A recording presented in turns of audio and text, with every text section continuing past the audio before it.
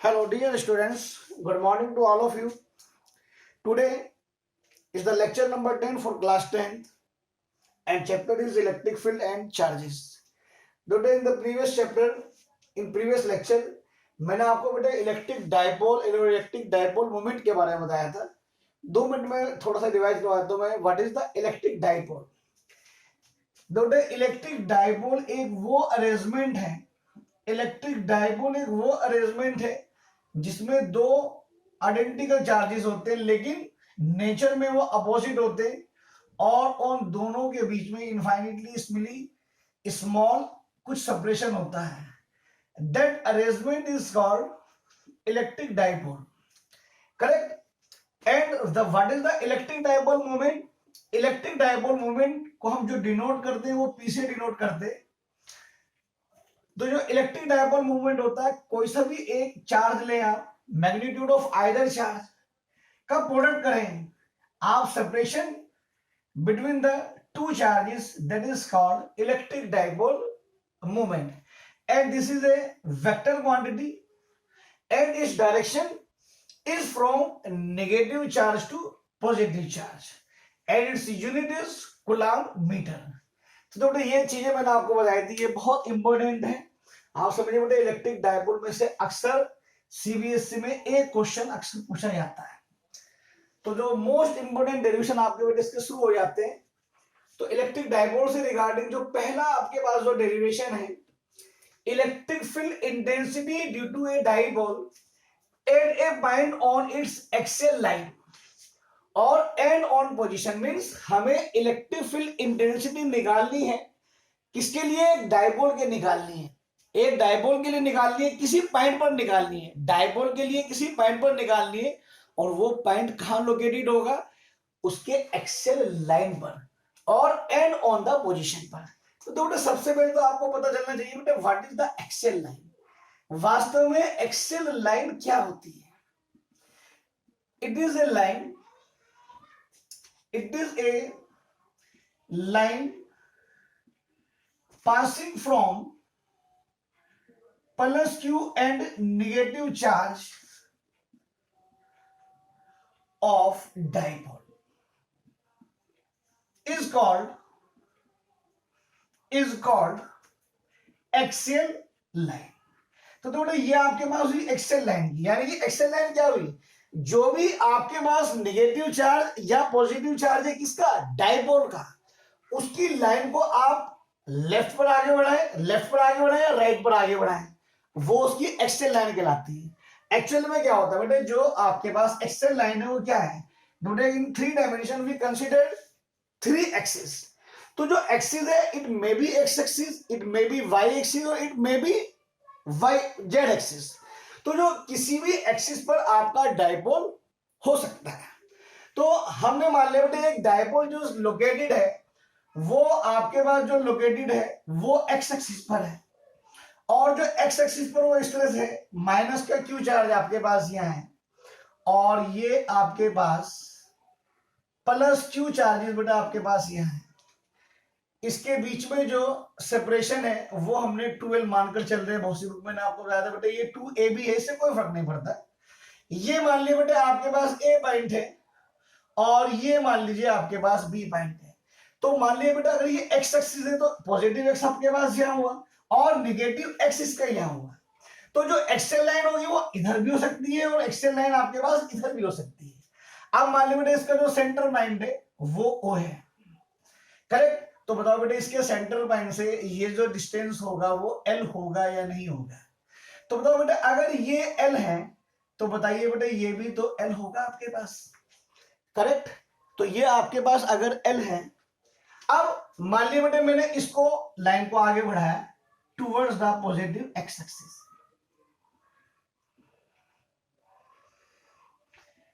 Correct. इस line पर बेटे मैंने एक पॉइंट मान लिया P। इस डायपोल के लिए इस पॉइंट P पर मुझे इलेक्ट्रिक फील्ड इंटेंसिटी निकालनी है और वो जो इंटेंसिटी निकालनी है कहां से निकालनी है? From the mid point of the electric dipole. हमें जो इलेक्ट्रिक फील्ड इंटेंसिटी निकालनी है इसके मिड पॉइंट से निकालनी है।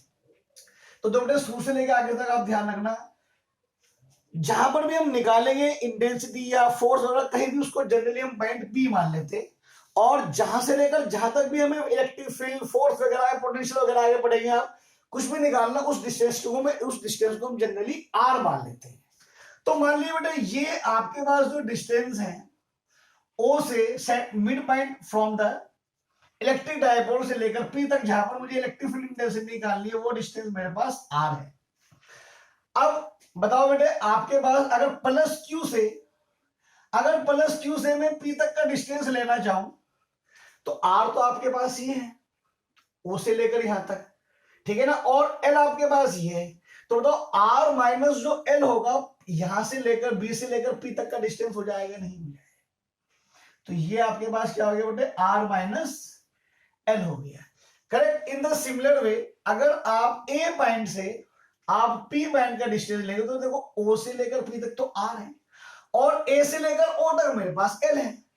तो बताओ बेटे, ये जो डिस्टेंस होगा वो आपके पास एल हुआ या नहीं हुआ? तो मैं समझता हूं बेटे, इस चीज समझ में जानी चाहिए। मैंने आपको बताया था, इलेक्ट्रिक फील्ड इंटेंसिटी जो होती है प्लस क्यू चार्ज से किसी भी पॉइंट पर उससे दूर की तरफ जाएगी, और निगेटिव चार्ज से किसी भी पॉइंट पर इलेक्ट्रिक फील्ड इंटेंसिटी उससे उसकी तरफ आएगी माइनस क्यू चार्ज की तरह से। अब मान लो ये बी पॉइंट है, ये पी पॉइंट पर मुझे इलेक्ट्रिक फील्ड निकालनी है due to the plus Q charge. तो बताओ बेटे, इसकी जो इलेक्ट्रिक फील्ड इंटेंसिटी होगी वो ई बी इससे दूर होगी या नहीं होगी? अब अगर एच ए पॉइंट पर जो निगेटिव चार्ज है, इसके लिए जो इलेक्ट्रिक फील्ड इंटेंसिटी होगी वो टुवर्ड्स द निगेटिव चार्ज होगी। मैंने उसको ई ए मान लेते हैं। तो देखो जो ई ए है आपके पास, जो ई है, ये आपके पास इलेक्ट्रिक फील्ड इंटेंसिटी है due to plus Q charge, and जो ईबी है, it is the electric field intensity due to minus Q charge. अब देखो एक फॉर्मूला मैंने आपको एक पढ़ाया था, इलेक्ट्रिक फील्ड इंटेंसिटी का जो फॉर्मूला होता है, E is equal to 1/4 pi epsilon naught Q upon r square होता है।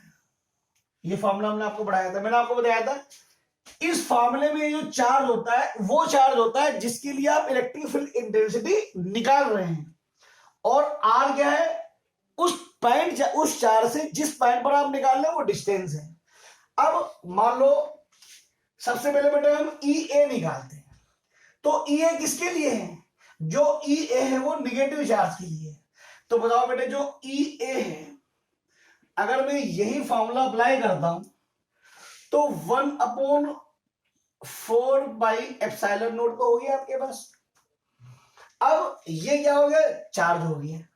एक बात का हमेशा ध्यान रखना बेटे, देखो electric field is a vector quantity and force is also a vector quantity. जो वेक्टर क्वांटिटी होती है, यहां पर जो चार्ज होता है उसका सिर्फ मैग्नीट्यूड लिया जाता है, उसकी नेचर को हम कभी भी शो नहीं करते हैं।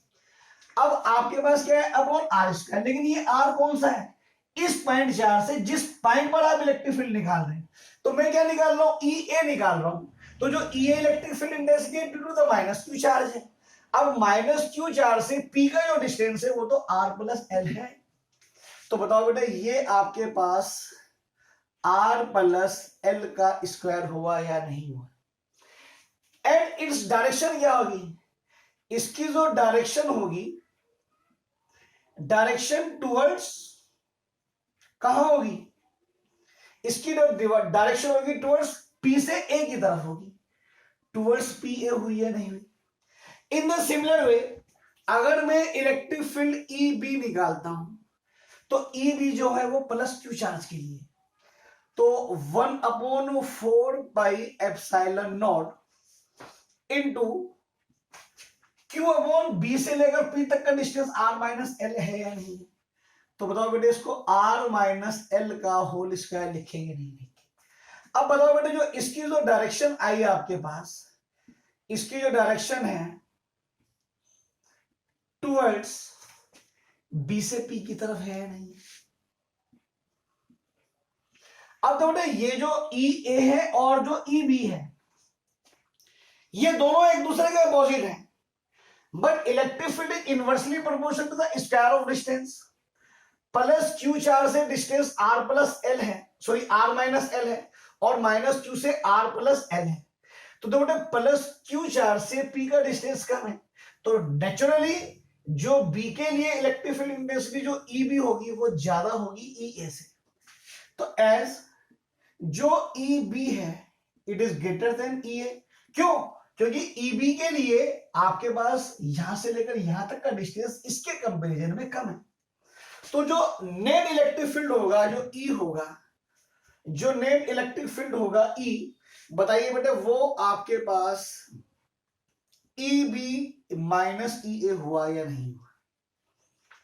करेक्ट। अब देखो अगर इन दोनों में अगर हम ऑब्जर्व करें तो 1/4 और क्यू दोनों में कॉमन है। तो यहां से हम क्या काम करते हैं, 1/4 इंटू क्यू, इन दोनों को बेटा मैं कॉमन निकाल लेता हूं।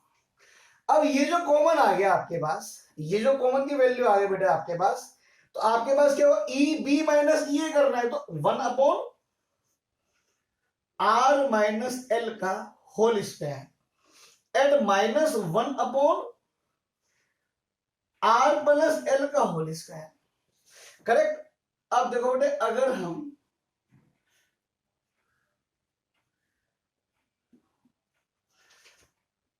r माइनस एल का होल स्क्वायर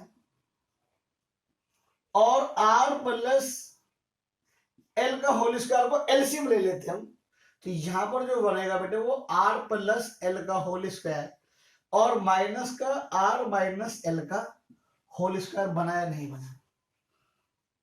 क्लियर। अब बेटे इधर आ जाते हैं। तो जो E है वो आपके पास जो E है तो Q अपॉन 4/ε0 तो चल ही रहा है आपके पास। अब देखो इसका स्क्वायर खोल देते हैं हम, तो r square plus l square plus 2rl। अब r माइनस एल का होल स्क्वायर भी खोल देते हैं और साथ में माइनस से मल्टीप्लाई भी कर देते हैं। सो माइनस का आर स्क्वायर माइनस का L square plus 2rl। Correct. And r minus L का होल स्क्वायर और r प्लस एल का होल स्क्वायर आइडेंटिटी लग जाती है होल स्क्वायर की। A square minus B square is equal to A minus B upon A plus B. तो देखो ये बन गया आपके पास R square minus L square का होल स्क्वायर। क्लियर। अब देखो आर स्क्वायर से आपके पास आर स्क्वायर कट जाता है, एल स्क्वायर से आपके पास एल स्क्वायर कट जाता है, तो आपके पास यहां जो बन जाता है वो Q अपॉन 4/ε0 2rl और 2rl, ये बन गया बेटा आपके पास 4, ये बन गया आपके पास 4rl और ये बन गया बेटा आपके पास R square minus L square का होल स्क्वायर। अब देखो हमें पता है बेटा हमारे पास जो आपके पास जो इलेक्ट्रिक डायपोल मोमेंट का फॉर्मूला होता है, इस फॉर्मूले को मुझे इलेक्ट्रिक डायपोल मोमेंट की टर्म में निकालना है। तो इस टर्म को देखो बेटा किस तरह से लिख सकते हैं हम, इसको मैं लिख सकता हूं Q इंटू 2l। Q तो बेटा इसका ले लिया, 4 को मैं लिख सकता हूं 2 इंटू 2 और L आपके पास यहाँ के, तो बताओ बेटा यहाँ पर आपके पास 2r बचा या नहीं बचा?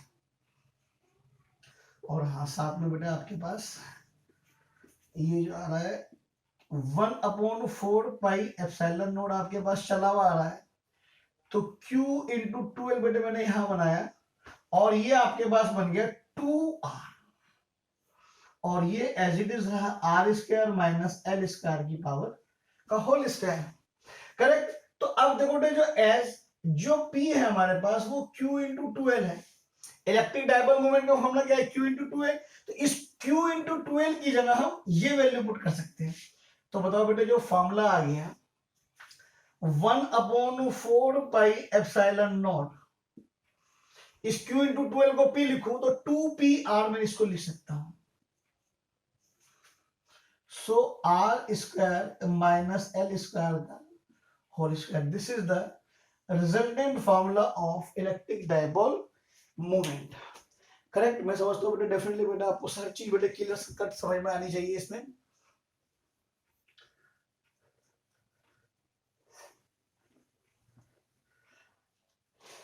ओके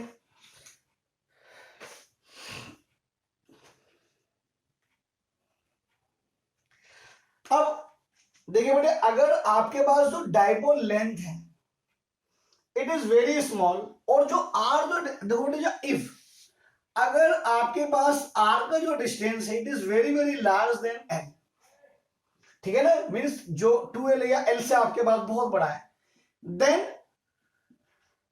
जो एल स्क्वायर है इसको मैं नेग्लेक्ट कर सकता हूं, ये हम इसको नेग्लेक्टेड कर सकते हैं। कारण, अरे बेटे देखो, आपके पास आर बहुत बड़ा है एल से, उसका स्क्वायर और छोटा हो जाएगा। मीन्स देखो बेटे, अगर आपके पास 0.1 है, कोई भी डिजिट अगर एक से कम होती है, आप उसका स्क्वायर करोगे एक से भी कम, उससे भी कम हो जाएगी। यानी कि आप कोई भी डिजिट लो जो कि एक से कम है, आप उसका स्क्वायर करोगे तो उसका स्क्वायर उससे भी कम हो जाएगा। 0.1 का स्क्वायर 0.01 हो जाएगा, 0.1 का जो स्क्वायर होगा वो 0.01 होगा, यानी 0.1 से भी ये कम हो गया। इसलिए क्या होता है बेटे, जो छोटी क्वांटिटी होती है बहुत, उसका स्क्वायर और कम हो जाता है। तो हम एल स्क्वायर को हमने नेग्लेक्ट कर दिया। अब मान लीजिए बेटे इसको कोई फॉर्मूला इक्वेशन बना लेते हैं। तो फ्रॉम इक्वेशन 1 से अगर हम बात करते हैं तो it will be the E is equal to 1/4 pi epsilon naught 2pr। अब r square minus L square का होल स्क्वायर, तो एल स्क्वायर तो आपके पास खत्म हो गए। तो बताओ बेटे, ये आर की पावर 4 बचा है नहीं बचा? अब बेटा अगर मैं इसको इससे काटूंगा तो 3 आएगा नहीं आएगा? तो बताओ जो इलेक्ट्रिक फील्ड रहा वो 1/4 पाई एप्सिलॉन नॉट 2p/r³ रहा या नहीं रहा? एंड इन वेक्टर फॉर्म, अब इसकी अगर मैं वेक्टर फॉर्म की बात करूंगा तो जो ई का जो फॉर्मूला होगा वो 1/4 पाई एप्सिलॉन नॉट 2p/r³ होगा या नहीं होगा? This is the formula and in vector form. अब दो बेटे डायरेक्शन, ये बहुत इंपॉर्टेंट है डायरेक्शन, ये बेटे पेपर में कई बार आया हुआ है question.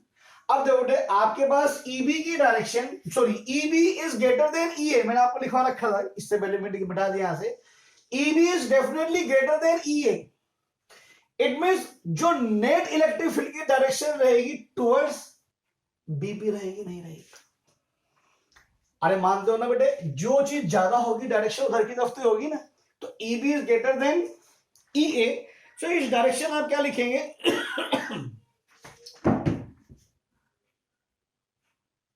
Direction of net electric charge, net electric charge is from negative Q to plus Q. कारण बेटे देखो, इधर से इधर जाएगी तो निगेटिव से प्लस क्यू की तरफ हुई नहीं, इस इलेक्ट्रिक फील्ड की इलेक्ट्रिक फील्ड की डायरेक्शन, नेट इलेक्ट्रिक फील्ड जो ये हुआ इसकी डायरेक्शन टुवर्ड्स माइनस क्यू से प्लस क्यू की तरफ होगी।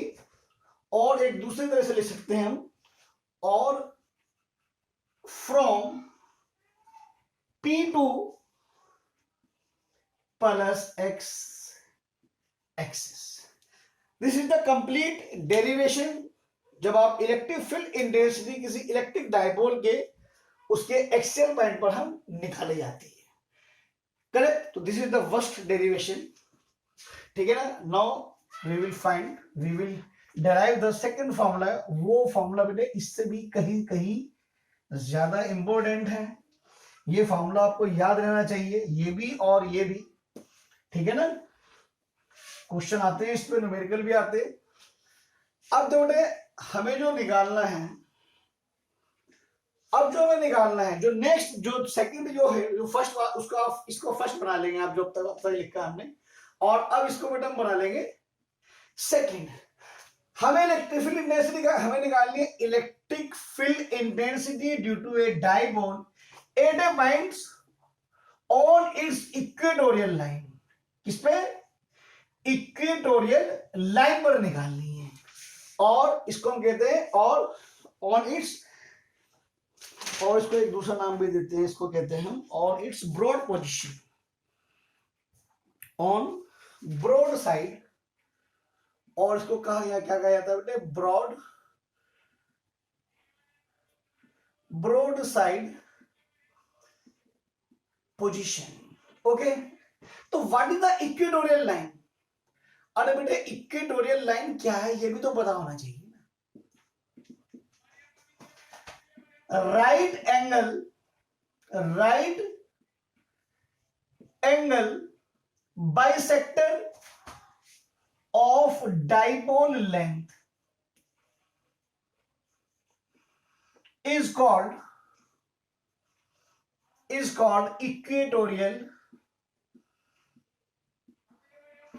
Equatorial line. देखो डेरिवेशन डेफिनेटली बेशक कंप्लीट नहीं होगा, लेकिन जितना आप समझ सकते हो उतना समझिए, मैं डायग्राम बनाकर आपको समझाऊंगा।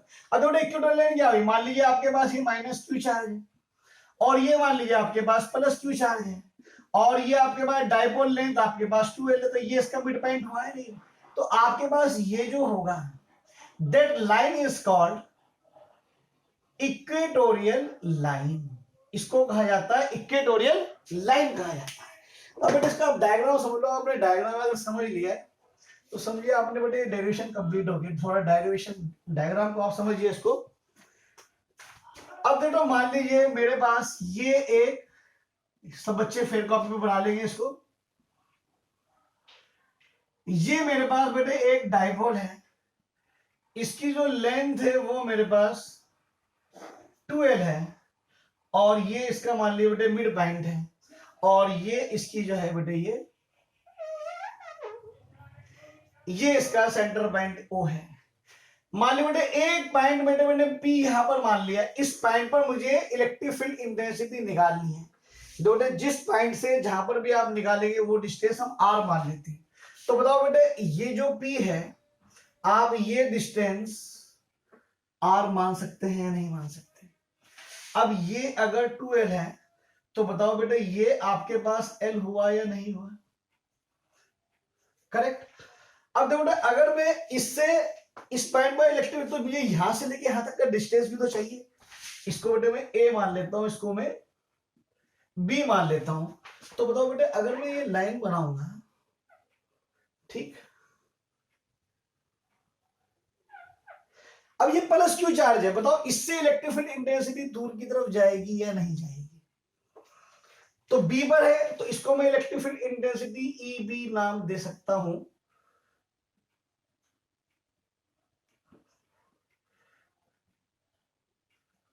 इसको मैं नाम EB दे सकता हूं।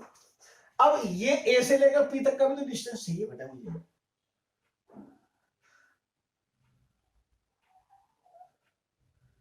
तो अब ये आपके पास नेगेटिव चार्ज है, इससे इलेक्ट्रिक फील्ड इंटेंसिटी बताओ इसी की तरफ आएगी या नहीं आएगी? तो बताओ बेटे ABP जो बन गया बेटे एक ये इक्वेटोरियल ट्रायंगल बन गया नहीं बन गया? ठीक है ना। अब आपके पास अगर ये आपके पास बताओ बेटा अगर इक्वेटोरियल ट्रायंगल है तो अगर ये एंगल थीटा है तो 100% बेटे ये भी तो एंगल आपके पास थीटा ही होगा। इस लाइन के जो आपके पास डाइपोल लेंथ है उसके पैरेलल बेटे एक लाइन हम यहां बना देते हैं। करेक्ट। अब एक बात बताओ बेटा अगर ये एंगल थीटा है तो बताओ कॉरस्पॉन्डिंग एंगल ये भी तो आपके पास थीटा ही होगा या नहीं? अब अगर ये लाइन इसके पैरेलल है तो जो AP लाइन जो है वो ट्रांसवर्सल का वर्क कर रही नहीं कर रही है, तो ये एंगल अगर थीटा है तो बताओ बेटे ये भी तो एंगल आपके पास थीटा ही हुआ। तो यानी कि EB और इस लाइन के बीच में एंगल थीटा हुआ। अब बेटे इसको मैं दो कंपोनेंट में तोड़ दूंगा। आपके पास ये तो हो गया मान लीजिए EB cos थीटा। अब ये इलेक्ट्रिक फील्ड से दूर ऊपर जा रही है तो EB sin थीटा आपके पास ये आ गया। अब अगर मैं EA की बात करता हूं तो EA का ये हॉरिजॉन्टल कंपोनेंट हुआ किसका? ये EB का हुआ। तो EA का जो हॉरिजॉन्टल कंपोनेंट होगा वो EA cos थीटा यहां पर हुआ या नहीं हुआ? अब तो बेटा ये इलेक्ट्रिक फील्ड नीचे की तरफ है तो इससे जो इलेक्ट्रिक फील्ड नीचे की तरफ हुआ तो बेटा इसको मैं EA sin थीटा कहूंगा या नहीं कहूंगा? तो बताओ बेटे जो AOP हुआ ये एक राइट एंगल ट्रायंगल हुआ या नहीं हुआ? ठीक है ना। In right angle triangle AOP, अब मुझे अगर मुझे AP का डिस्टेंस निकालना है तो बताओ बेटे जो ए पी स्क्वायर है it is the A O square plus O P square है नहीं, तो ए ओ की value l square plus r square, तो बताओ बेटे जो ए इसको आप r square plus l square भी लिख सकते हैं, तो बताओ बेटे जो एपी की वैल्यू हुई वो r square plus l square, तो बेटे ये जो है बेटे not equilateral triangle, these are the isosceles triangle. जो आइसोसेलिस ट्रायंगल होते हैं उसके अंदर जो दोनों एंगल होते हैं, ये आइसोसेलिस ट्रायंगल में ये दोनों साइड बराबर हो गई, ये एंगल थीटा हो गया, तो 100% जो वैल्यू एपी की है वही वैल्यू आपके पास बीपी की है, तो बताओ बेटे ये भी तो आपके पास बीपी हुआ, correct.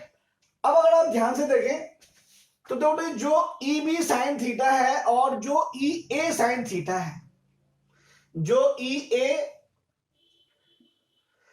E B sine theta है और ई ए साइन थीटा है, वो दोनों अपोजिट हैं एक इधर एक दूसरे के लेकिन जो ई ए कोस थीटा है और ई बी कोस थीटा है दोनों एक डायरेक्शन में है। अब देखो इलेक्ट्रिक फील्ड अगर मैं इससे निकालता हूं यहां पर, तो मैग्नीट्यूड दोनों का बराबर है, डिस्टेंस दोनों का बराबर है, एपी का और बीपी का, तो डेफिनेटली मैग्नीट्यूड में ई ए की वैल्यू और ईबी की वैल्यू बराबर होगी, क्योंकि अब ये ई ए साइन थीटा और ई बी साइन थीटा दोनों एक दूसरे के इक्वल एंड अपोजिट है, they will cancel out each other and E A cos theta and E B cos theta will add each other. तो आप बेटा इतना ही ऑब्जर्व करिए, इतना ही समझिए आप घर पर बनाकर इसको डायग्राम को। नेक्स्ट लेक्चर में मैं आपका पूरा कंप्लीट डेरिवेशन करूंगा। ओके बेटा, थैंक यू, आज के लिए बेटा इतना ही।